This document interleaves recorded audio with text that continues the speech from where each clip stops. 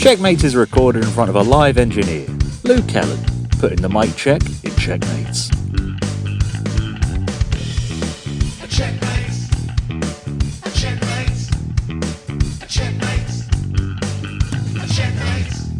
Welcome back to the Checkmates, the podcast where we take our favorite pop culture stuff, cram it onto the positions of a chessboard.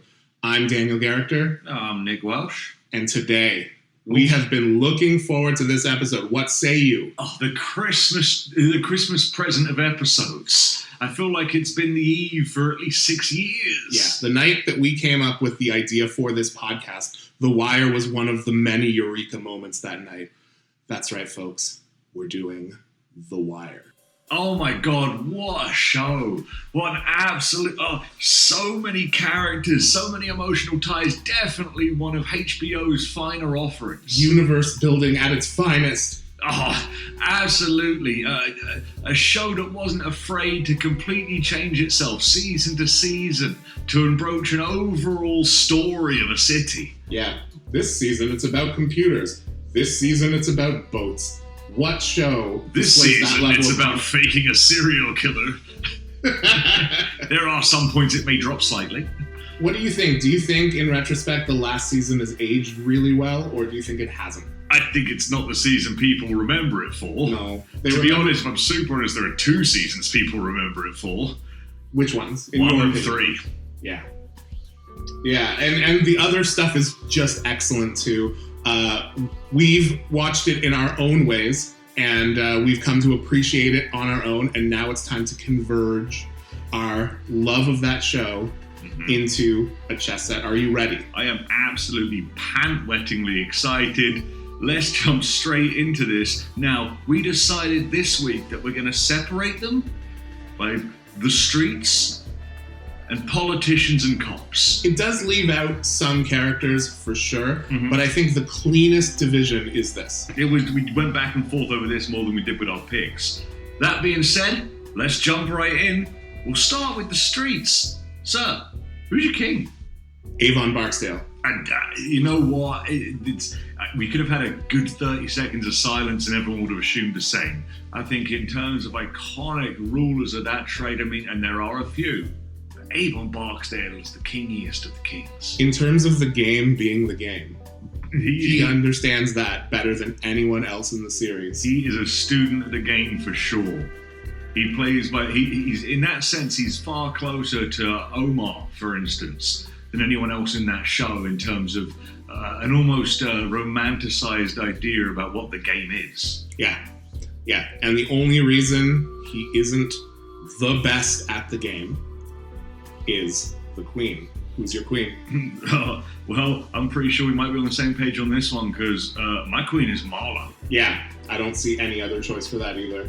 No, two iron fist rulers. I mean, Marlo, in fact, far more terrifying than Avon himself, but perhaps speaks to the lengths at which they reigned on top. He's so vicious, and every scene that he's in just doubles down on how powerful he is, how cruel he is, and how ruthless he is. He has the stone. It's hard to work out who's more stone-faced, him or his buddy Chris. But oh my word, yeah. For a man that has the eyes of a manga cat, he's terrifying. One of the first scenes with Bodhi, where Bodhi's trying to talk to him, and he's got the golf club. Oh. I mean, it gets better than that in terms of how powerful he is and how he does these power moves, but that one really sets the tone. So it's his power move concept. Biddy, Boney, you know my name. All right, that was easier than I think anyone could have predicted. King and Queens, Avon Barksdale, Marlo Stanfield. I'm going to hit you with my first bishop, and again, I'm assuming we're on the same page here. Yeah, this is a very contentious-free episode, folks. It's got to be Stringer Bell. Yeah, it's Stringer Bell. Mr. Not hard enough for this life right here, and maybe, just maybe, not smart enough for them out there. What'd I say about those away games? What did you say about those away games? What a man, an absolute island unto himself, just lost in his roots and his desires. Now, an interesting point might be to say why Bell isn't the king or the queen. My reason primarily for him not being the king is the fact that he never understood the game. Yeah. He thought he could make it something that it could never evolve into. He could have got out of it, yeah, sure, but he broke so many rules and so many codes that even when he got himself out to that bank position, he had to pay for it. Yeah. Avon's kind of assessment of him near the end there is so dead on, it's painful. Mm-hmm. Yeah. So we know we have Stringer Bell as our first bishop. Yeah, and you're going to argue, I'll ask you for yours. I have a sneaking suspicion we're going to land on the same one again. Prop Joe, Mr. Proposition himself. If it wasn't for my man Sergey here, you and your brother would be, you and your cousin would be cadaverous motherfuckers. What a line. Yeah, you gotta love the man who presents himself as like this behind the scenes. I've got connections. I can check up. Look at this paperwork I found.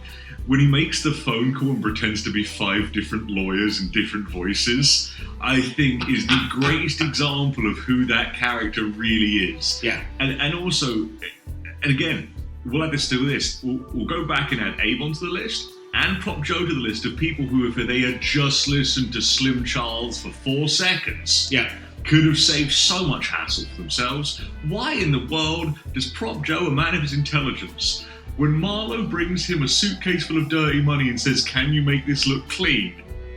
doesn't think it's to do with the Greeks? Like, how do you let that slip past you? But definitely Prop Joe. Like, so close to being a king, but just, again, like Stringer, maybe not quite tough enough for this life here. But does he want to be the king? He wants to be behind the scenes king and act like he's not a king, because I'm talking about other people other than myself. Yeah, he's like Hungry man. He's like a clocksmith. Yeah, he does fix things. Okay, I like it. That's our bishop, Stringer Bell, Prop Joe. So now we approach in a show full of knights. Yeah. Absolutely ramshackle, only probably larger than the pawns. Again, just kind of a monopoly on violence in that show. All right, so hit me with your first knight. OMAR coming. Omar is coming, and he's going to come back the next day, and the next day, and he will put a bullet in all of your asses for what happened here today. Oh. From the first episode he's in, it's the same character, it's the same attitude towards the game and towards enforcing the rules of the game. He is the heart and soul of the game. He is a man that understands it on a overly romanticized level. Yeah. When people talk about, we're in this and everyone knows the stakes, he is a man that gets that more than anyone. So here's a point of contention again. Mm-hmm. Why is he on the side of the streets and not on the side of the cops, given that he works with them a couple of times, right? Unlike other characters, like, let's say, Bubbles, for instance. Yeah. Omar works for them in a completely illegitimate capacity. Yeah. Apart from when he takes the stand, which, again, they know he's lying. They know he never saw Bird kill this guy. Yep. So at no point is he giving, like agreed upon work or credible testimony. Exactly. He talks about shooting people with them. And he murders people, a lot of people. Yeah, but what an absolute fantastic character, though. My word. Yeah, probably the most iconic character from the show. Oh, God, yeah. The whistling. Yeah, oh my goodness, that's haunting as it comes down. It's Weebay's face when he's hiding behind the car, terrified. All right, Omar is in there, no question. Hit me with your next night. And I think we're going to be in agreement again. It's a double piece. It's Chris and Snoop. And they are going to be brief with all you motherfuckers. They are death. They are absolutely the last thing you see. Every other character who commits murder on that show does so with a certain degree of emotion. Not them. The only time Chris shows any emotion at all is with Bug's dad. Exactly. And you're supposed to identify with that. Yeah. But every other one, there's no malice in him at all. He's just death. He's the angel. Him and Snoop are the angel of death. If you want an example, it's from the same scene of why Snoop's is cold as well. Because while he's beating him to death, Snoop's face looks like she's shocked by it. Yeah. But when he walks away, she just says, You didn't even wait to get the motherfucker in the house. Yeah. She did not care. When they both stare with interest and emptiness at Butch when he gets shot and his eyes are open, like, it's just nothing to them. They Terrifying. they don't even seem like they understand the gravity of killing Butchie the way they do. Amazing. Good Lord. Okay. He is ruthless. That was so easy. Yeah. Now, I think we're about to approach the hardest rooks we ever will on this show because I have a host of options for you. I did too, but I think the one that you came up with makes the most sense. Well, let's just go through our options. So here's what I had down here. I had a beeper. Yeah. I had a payphone.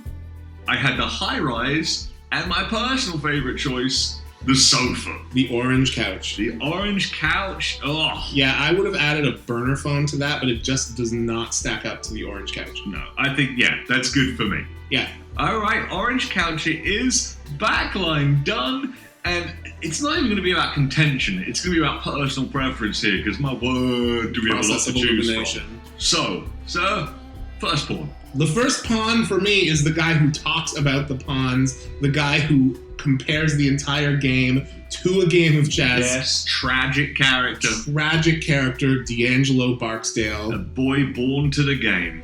Born to the game. Again, not hard enough, but like so genteel. Is he the most straight up likable character? Yeah. Without any areas of grey necessarily. Because you never get to see him kill that guy in the low rises. Right. And in the high rises, sorry. You don't, everything, at no point, he looks hurt by everything that happens. Poot is in a similar boat. But Poot throws himself into things. Poot still gets involved in a gun battle in the street. Poot still pulls a gun on the people that go for the gun battle in the street. You know, he's still involved in the game. He just has a moment where he decides it's not for him anymore when he loses his friend. Right. But D'Angelo just knows the game isn't right from the start. Right. Something doesn't sit right with him. Yep, good choice. I love him. Okay, I'm going to hit you with my next pawn. And a pawn in the greatest sense and ties in so wonderfully in his show, Bodie Broadus. Yeah, he's in my list as well. A man whose professionality and understanding of the game could have made him a higher piece. But like they say, the king stay king, and pawns be out the game quick. All right, can I hit you with my next pawn? Yeah, of course, sir. Michael. Another tragic character. Absolutely. Another genuinely just a good kid.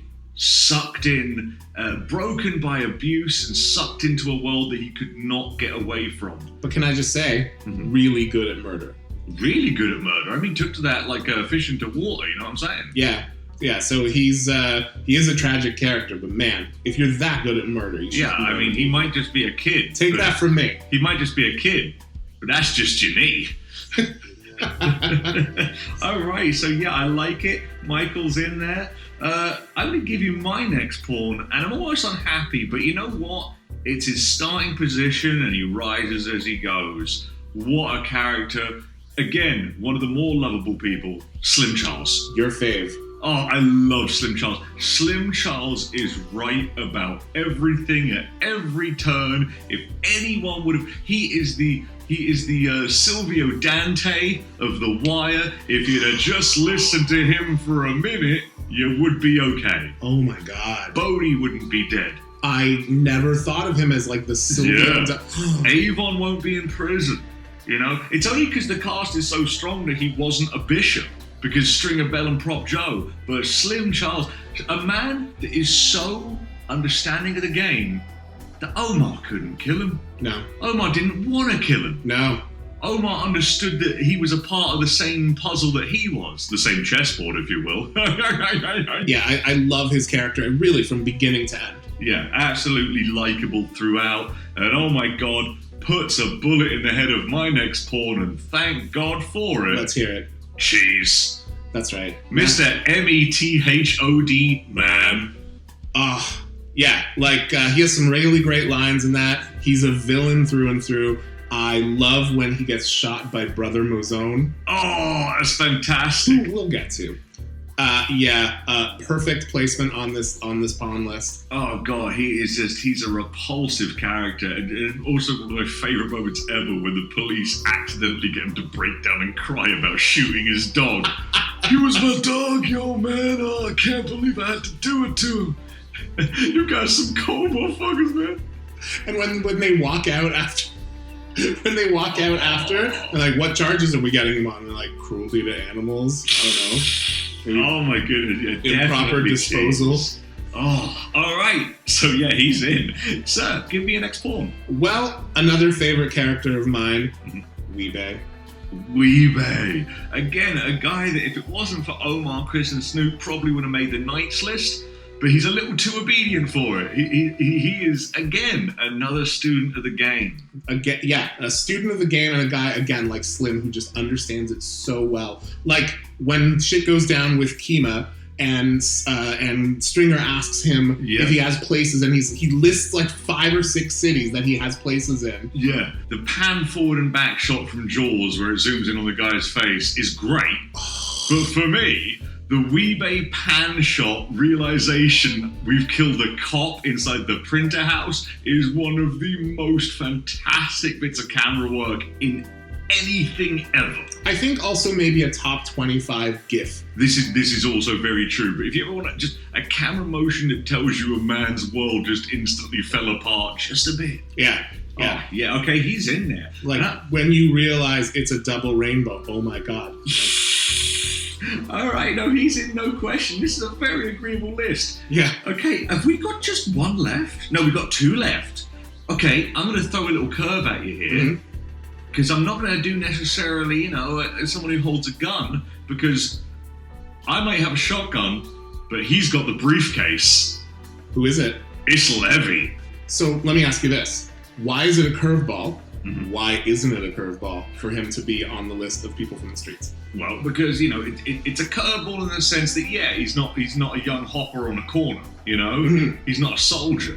He's not Bang. But he facilitates the continuation of the streets. And the game. The game, exactly. When people say the king stay king, it's because Levy makes it so. Yeah. He is everything behind the top players. And he has no interest in protecting the pawns. But he's there for that backline. He's the reason that stability continues in the ranks. And he's like, his power and the threat he poses is evident from the first season right up until the last episode. Oh my god, that meeting between him and Rhonda Perlman, where they're like basically blackmailing each other and bouncing threats to try and find a medium threat level for both of them. And McNulty's just like, Oh gosh, what a moment. The scene where he threatens Orlando, where he takes back the bar because he can't be a front if he's not playing.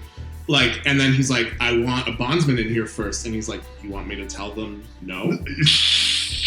Entirely agree. I think he's a good choice. We've got one position left, and it's tough because there's a lot of names out there. Now, I know who I'm going for, but I want to rattle off some names that didn't make it because I'm curious to see if you had them. Yeah. I had Cutty.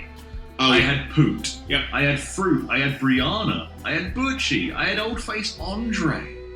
But I went with Brother Muzan. Yep. Same. Oh, same. I didn't have quite the outlier list that you did. I had Poot, Fruit, and Brianna as my overflow. If you could have had a third character that rhymed with Poot and Fruit, it would have been a good trio. Yeah.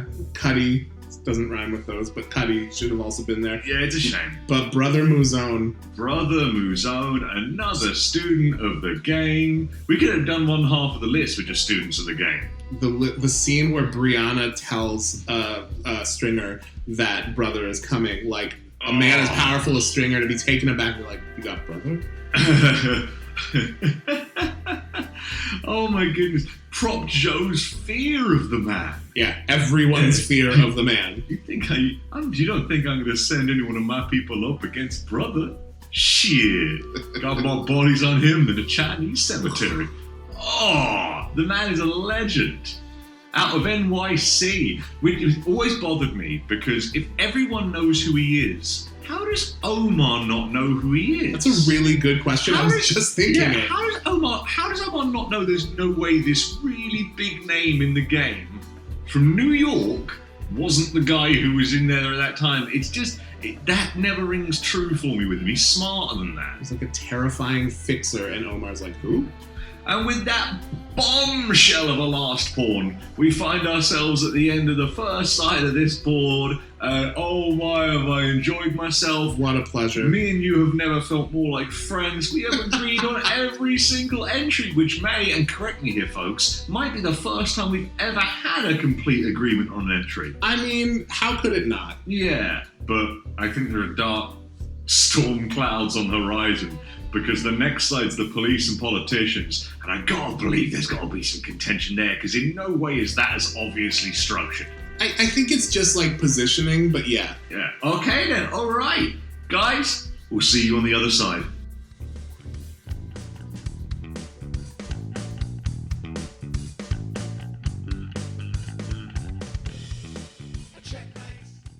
On the first side, we compiled the first half of our chessboard using the streets from The Wire.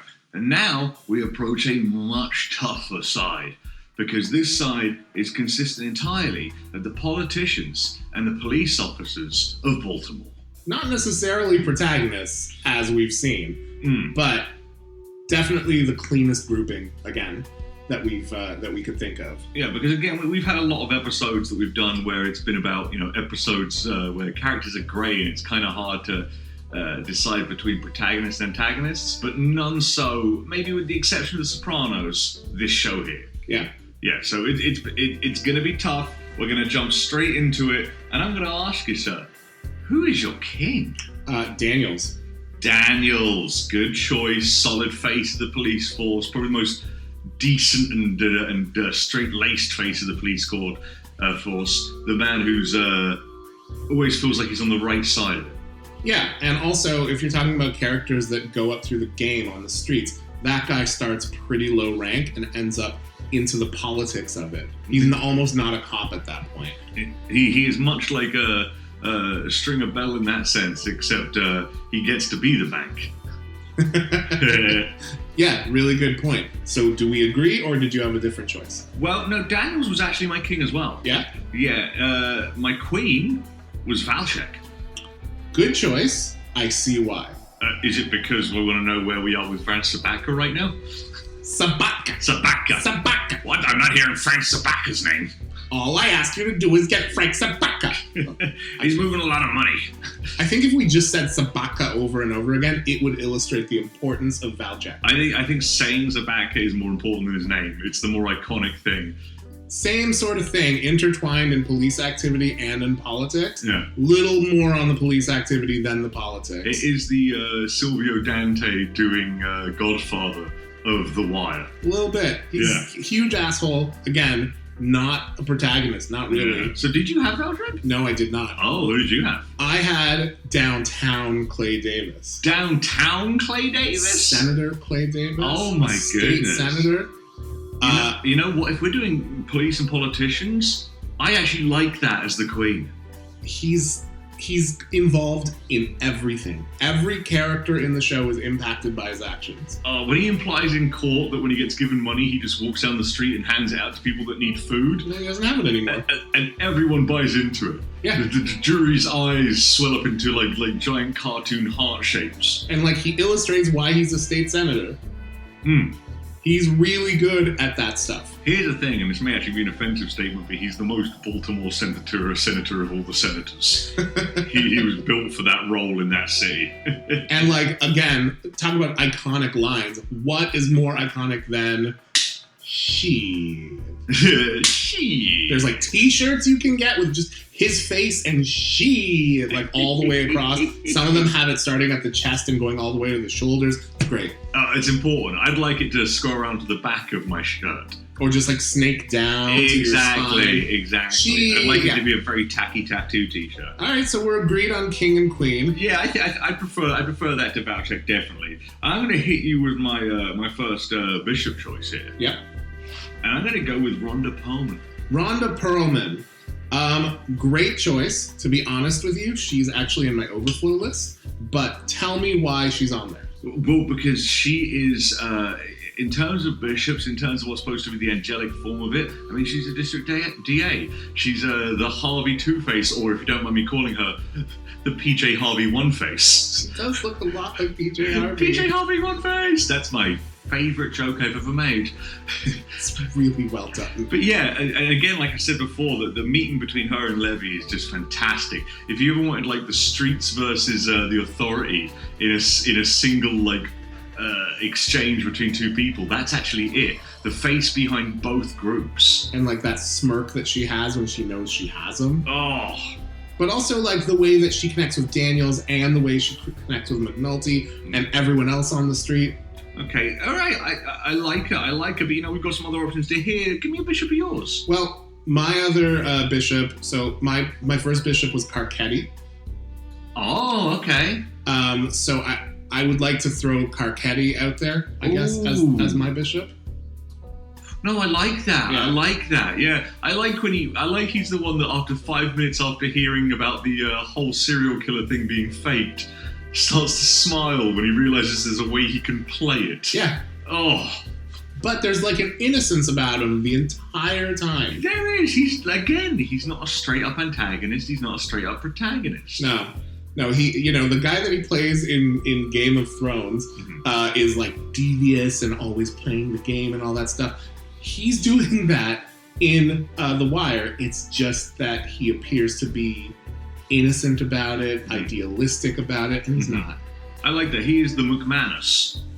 Yeah. Yes, he's the McManus of The Wire. I like how many comparisons we're getting here. Yeah, we can also get into the parallels between The Wire and Oz, the crossover actors and. Oh, maybe that's worth an episode. Yeah, actors that have appeared in multiple HBO series. Yeah, two of either like The Wire, Oz, and Sopranos. I mean, two of those you're in. Okay, I like it. I think I get another bishop option here because I think we have to pick because I think we've got a few. Yeah, go with Rawls. That was my other bishop. I go with Rawls because he's got his finger jammed up McNulty's narrow Irish ass. Such an important character. Destroys so many careers. And consider what we just said. Definitely in Oz as well. Crushed by an elevator. Oh, yeah. I mean, he shouldn't have gotten under that elevator. And also, one of the greatest moments in that show where after Akima is shot and he goes to McNulty and says, you know I hate you and I would do anything to be able to get you off this force, but this is not your fault. Yeah. Is a genuine tear-jerker moment. And you can see McNulty's face. He's so grateful because it's come from a man that cannot bear him. Yeah. It's like nothing else could have pulled him from that slump other than that particular guy backing him on it. It alleviates his guilt, but it also, like, it makes him understand that, like, this shit just sucks. Okay, so, I mean, that's 3 bishops. Give me your second. My second bishop? Oh, yeah, no, you have Carcetti and Rawls, right? Yeah, Carcetti and Rawls. So we pushed Carcetti down to somewhere else. Okay, so you want to go Rhonda Perlman Rawls? Yeah, I think so. Okay, I like it. Very good. Okay, hit me with your first night. My 2 nights are kind of a package deal. Okay. But I still see them as 2 nights. We may come to blows about that. My first night is McNulty. Jimmy McNulty. You've got to. Jimmy! The most self-destructive character on the show. Oh my goodness. What's his perfect catchphrase? What the fuck did I do? So can I guess then, from that indication, that your other night is Bunk Moreland? You bet. Oh, Bunk. Jimmy! Gonna get some pussy. Him and McNulty's method for getting women, where one of them goes over drunk and the other one steps in to save them, is the most police thing I've ever seen in my life. They're brothers. Oh, my goodness, they love each other. They love each other so much. When he finds Bunk in the bathroom trying to burn his clothes because he's had an affair and he's worried about DNA tracing. And McNulty fucking ruins his life. Oh my god. Okay, here's the thing though. And I like Bunk and I like McNulty. What I'd like to say is, can we not have them as a double piece? Because my night I'd like to see on the other side, because that's how I have a position. I want Kima, because what an absolute powerhouse of a character. When she runs 50 feet across the low rises, where she sees some people are beating up on Brody just so she can put the boot in. Oh my goodness. When Daniels turns around and says you better go in there and help them, and they're like, why do you think she's in danger? No, if he keeps this up, Kima's gonna cut his ass. And the scene that she gets shot, again, talk about a character who launches a million ships. Oh yeah, oh my goodness. That leads into that stretches all the way into some of the last moments, because Weebay ends up taking the charge. But yeah. And honestly, so Kima as the second knight, and we're pairing up McNulty and Bunk. I like that. Yeah, let's do it. Okay, good. Right, here's a tough one. What in the world do we do for rooks? Well, I struggled with that as well. The one thing that I came up with was like a badge, but there are other options. Yeah, it's really cliche. My obvious choice, and I can't think of anything else, would just be a computer screen, and on that screen you're going to see the vocal line wavering and a beeper number or cell phone number coming up at the bottom. I love it. It even has depth, because the computer screens back then were the CRT ones. Yeah, they were like the future in Alien. But everything was still DOS. It's a DOS-based future. It's like Windows 3.1. Yeah, the same cash registers I used to use when I worked at HMV in 2002, and they've been around since 1989. To type commands. Number-based code entries. I love that. That's a great choice, and I don't think there's anything better. Okay, backline done. Small bit of contention. Let's see what happens on that pawn side. All right. Sir, hit me with your first pawn. Well, I think that since he didn't make it to the bishops, I think Valchek. Valchek? Yeah, he's got to be in there somewhere. He really does. Yeah, not Valchek, sorry. Zabaka! Bring me back to Zabaka. Zabaka! Yeah. I'm not hearing Zabaka's name. Again, throughout the entire series, we've outlined how important he is. So we're good? Pawn number one is Valchek? I'm happy with that. Now I'm going to hit you with another one, okay? Do it. And it's the lesser used triple piece. Okay. Because there are three characters I feel deserve to be on that board. Do I think they deserve their own piece? Not quite so much.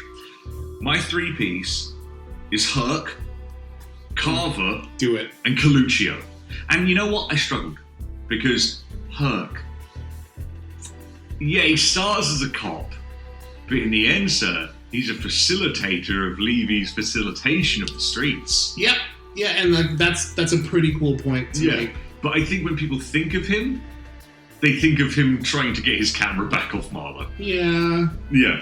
Yeah, and I thought about it too. It's like, those three characters are like if the dudes in Sabotage were updated for the 90s. Or for the early 2000s. Yes, absolute perfect. Plus, they're also three different looking characters that I think they'd sit nicely as a piece. Yeah, no, I like it. And thank you for reminding me that third guy's name is Coluccio. Coluccio. And a fine day to you, Officer Coluccio. Eat dog shit breath or something. Something lame like that. He's lame. All right. The old Western DEU rides again. Okay, so that's two down. So hit me with your third. Irv Burrell. Little bit dodgy, maybe. High ranking. Yeah.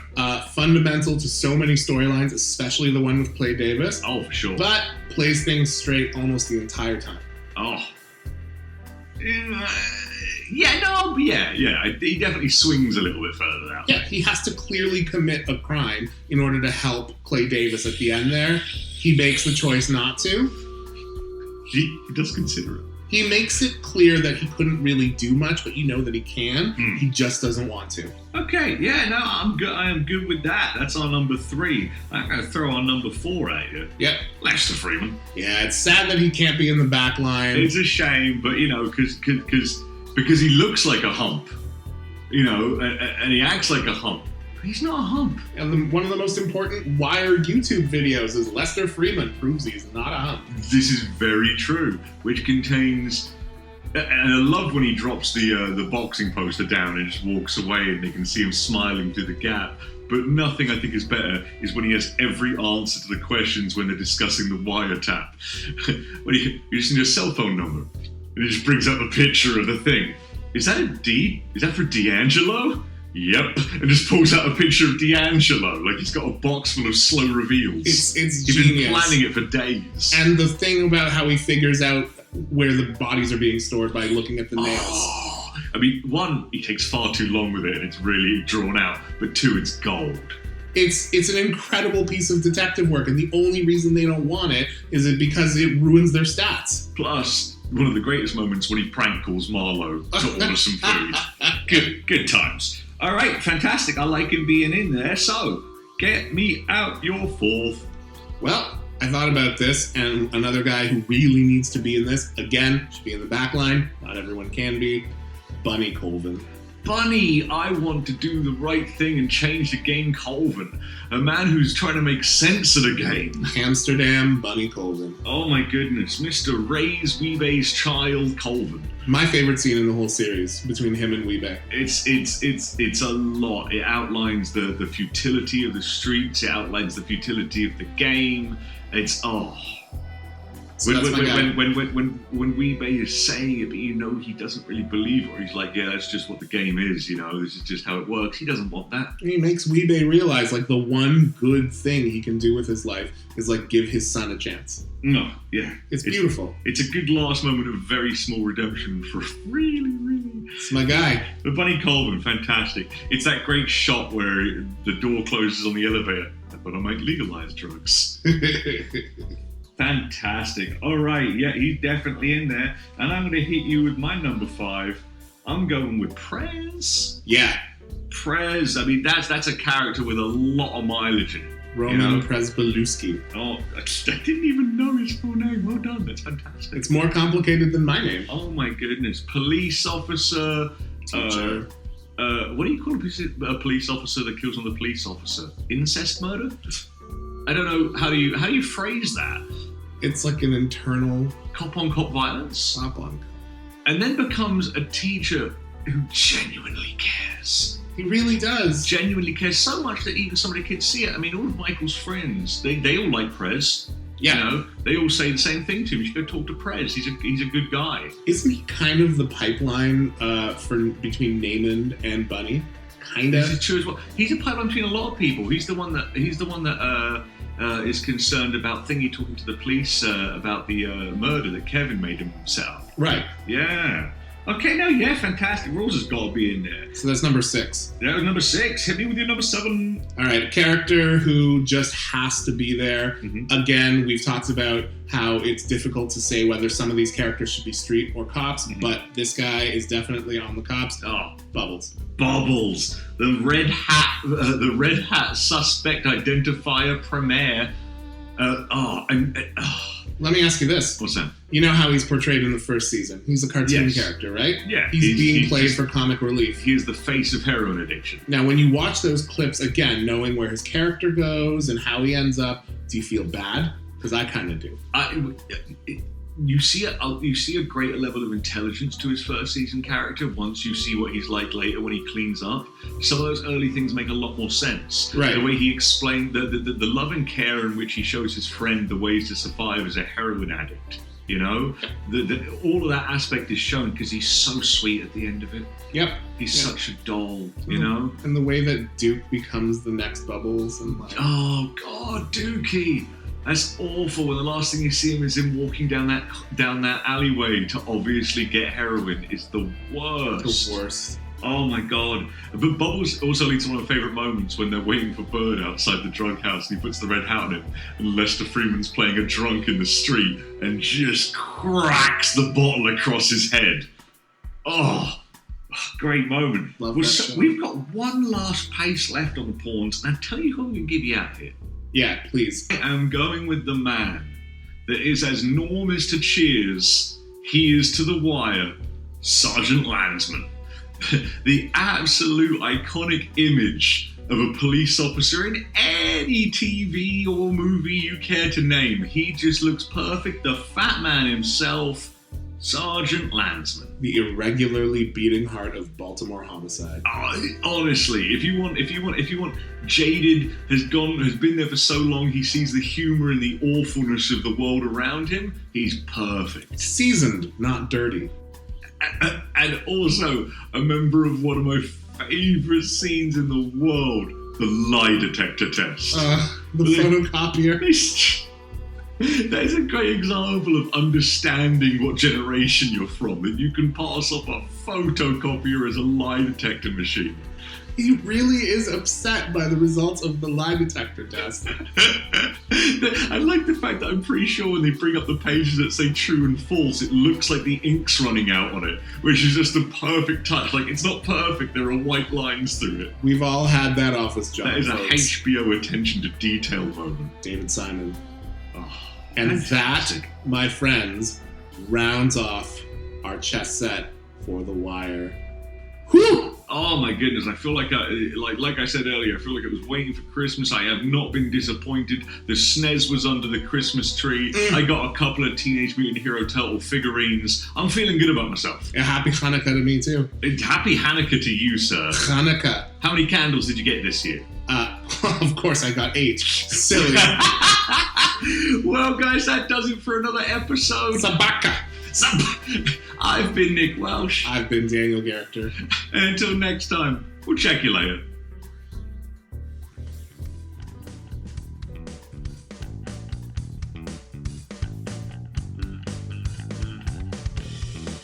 Check my